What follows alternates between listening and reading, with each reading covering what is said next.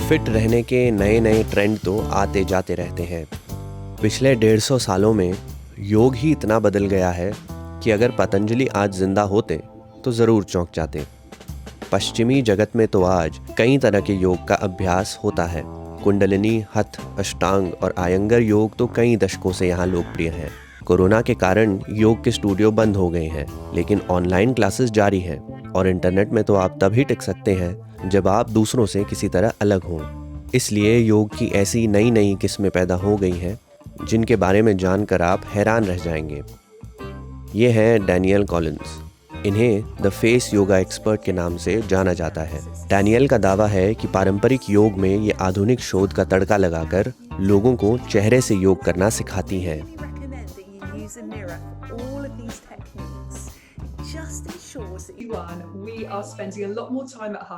हम घर पर ज़्यादा समय बिता रहे हैं और इस कारण स्क्रीन के आगे भी ज़्यादा बैठ रहे हैं। इससे हमारी आंखें थक जाती हैं।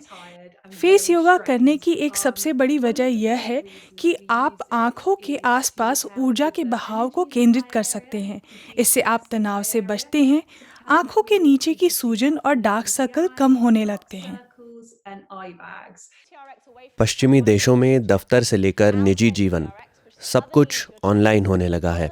लंदन में रहने वाली अलेक्जेंड्रा ग्रिमशॉ ने अपनी योग रचना का नाम नोगा रखा है। जैसा सुनाई देता है वैसा ही इसका अर्थ है। नोगा को अलेक्जेंड्रा आध्यात्म से दूर हटकर किया जाने वाला योग बताती हैं। इसको घर पर किया जा सकता है और इसमें केवल छोटे मोटे आसानी से मिलने वाले उपकरणों का इस्तेमाल होता है।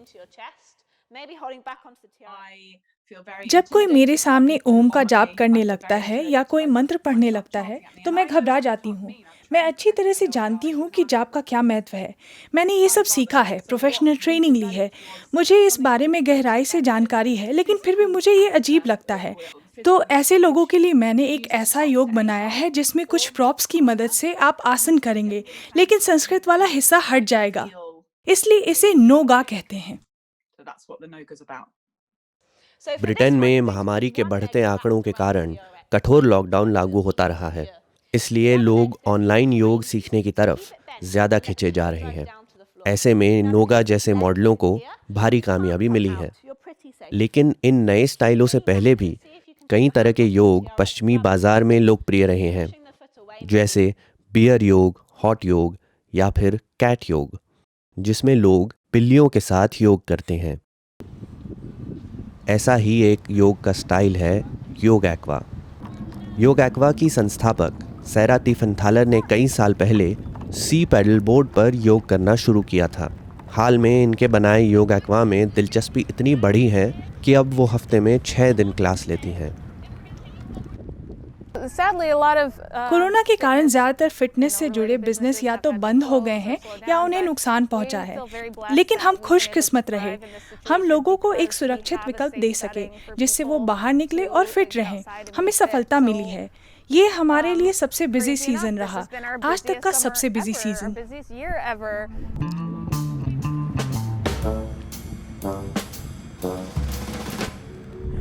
मुझे बहुत मजा आया। मैं शांत महसूस कर रही हूँ और खुश भी हूँ। इससे कसरत भी हो गई और ध्यान का अभ्यास भी हो गया। आध्यात्म से शुरू हुआ योग आज दुनिया भर में अलग अलग रूप में नजर आता है।